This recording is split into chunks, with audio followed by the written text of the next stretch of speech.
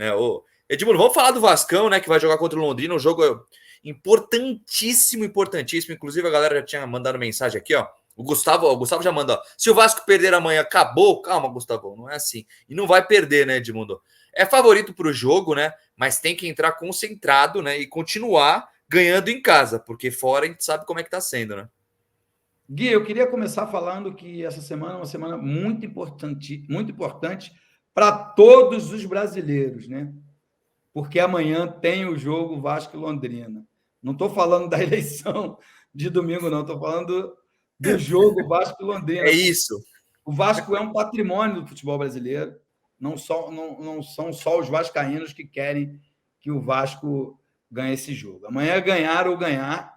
Né? Acho que o Vasco, mesmo vindo de uma derrota até expressiva, né, de 3-0 para o Cruzeiro, vem com a moral elevada pela derrota do próprio Londrina.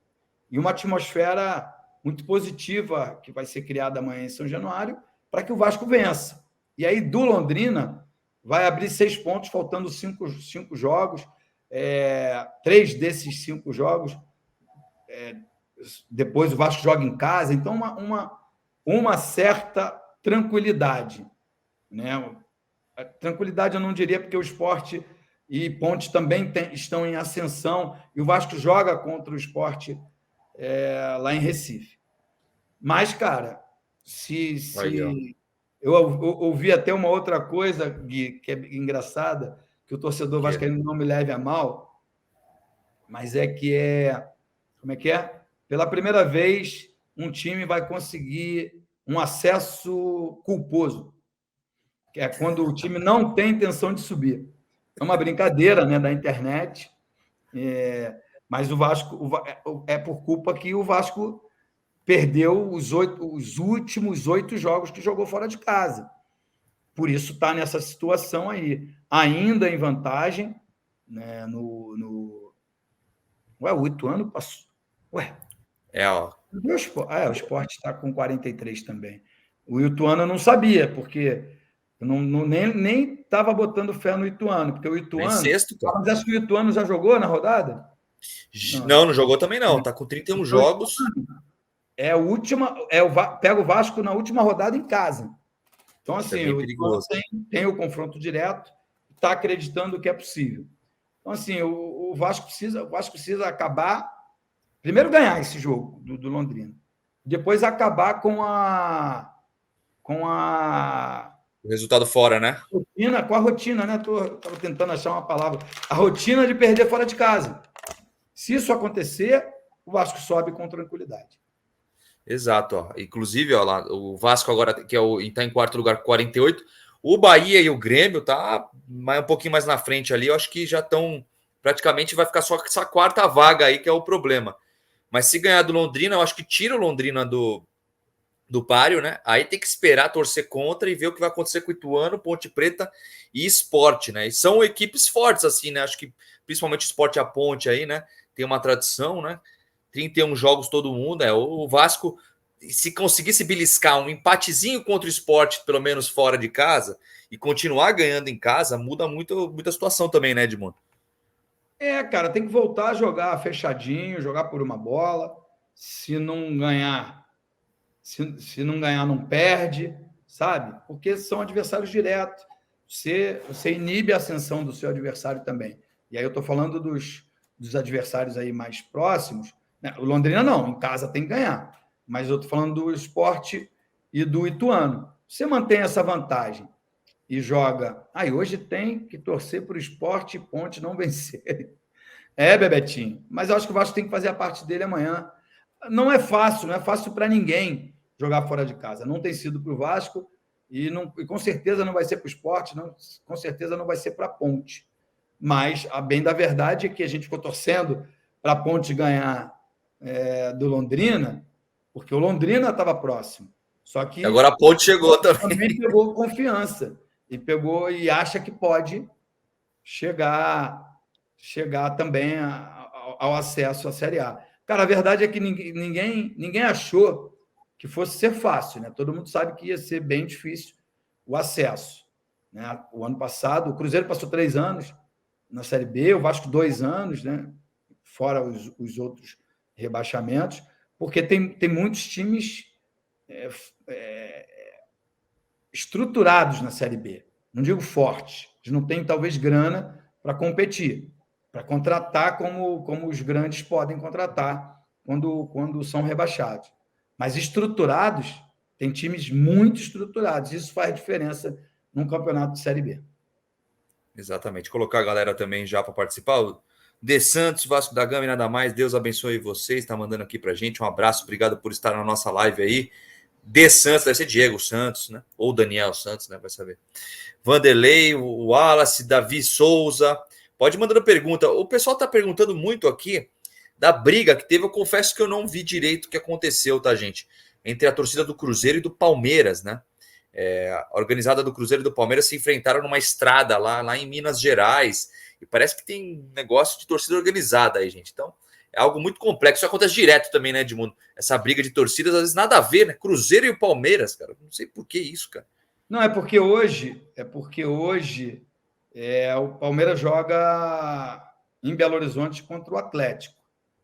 E aí eu não sei onde joga o Cruzeiro, você pode ver aí, deve ter sido a torcida do Cruzeiro viajando para acompanhar o Cruzeiro e a torcida do Palmeiras viajando para acompanhar o Palmeiras, e eles se encontraram na estrada. Aí, cara, aí é o fim da picada, porque você, com os nervos, a flor da pele dentro do estádio, chateado porque seu time perdeu, enfim, não justifica, mas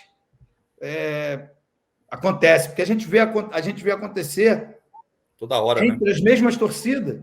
A do Grêmio briga entre si, a do outro briga entre si. Então, quando você encontra um adversário, pode ser que role essa rivalidade, essa braveza, essa macheza de quando você está em grupo pode ser mais aflorada. Mas, porra, eles não estão nem no estádio. Se encontra e para aí que vamos brigar. Aí, cara, aí é o fim do mundo. É fim do mundo porque 99% dos torcedores são do bem. Eu não acredito que o objetivo seja a torcida do Cruzeiro joga em Campinas. Em Campinas. Na Fernão Dias. Então, cara, é lamentável. Escada, né?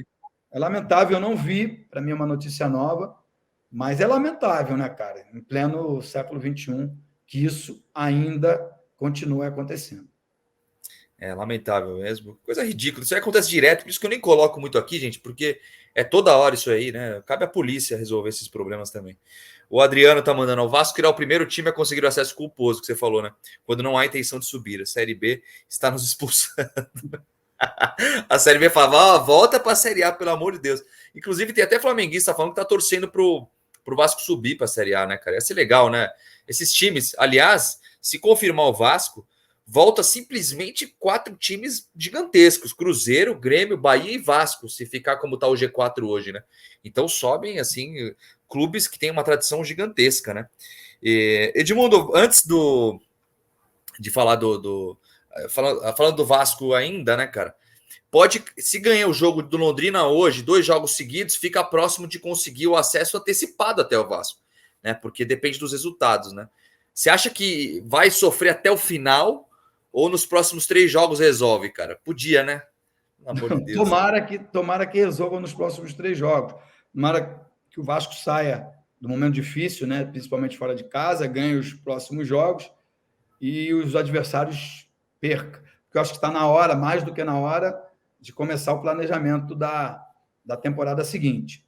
E escolha de técnico. E aí acho que se o Jorginho conseguir bons resultados nessas próximas 5 rodadas, a chance é grande de que ele permaneça. Mas acho que está na hora, cara. Eu estou muito ansioso para ver como é que vai ser o trabalho da SAF, né? Porque foi um apelo gigantesco que a diretoria fez para que a SAF passasse. Está todo mundo muito ansioso para ver qual vai ser o resultado, qual são os jogadores que pelo menos serão especulados no Vasco da Gama. Na minha cabeça, mais importante é que os principais continuem.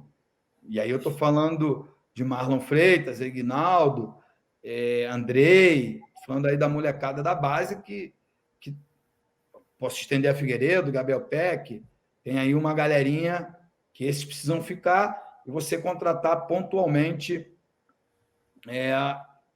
o esboço do time. Não precisa acertar, não precisa ser assertivo 100% no primeiro ano, mas devagarinho você vai montando um time competitivo. E com a grana que eles prometem investir, você pode competir no mercado com as oportunidades. Que eu acho que assim, alguns jogadores pós-Copa vão desistir da seleção e vão querer voltar para o Brasil, entendeu? E aí você tem que ter um baita CT, tem que ter um estádio bom. O estádio de São Januário é ótimo, mas se puder passar por uma reforma que foi prometida pela arrumadinha, pela né? SAF também, e aí CT, estádio, torcida e um time competitivo, eu diria a você que são poucos os times no mundo que são mais legais do que jogar no Vasco da Gama.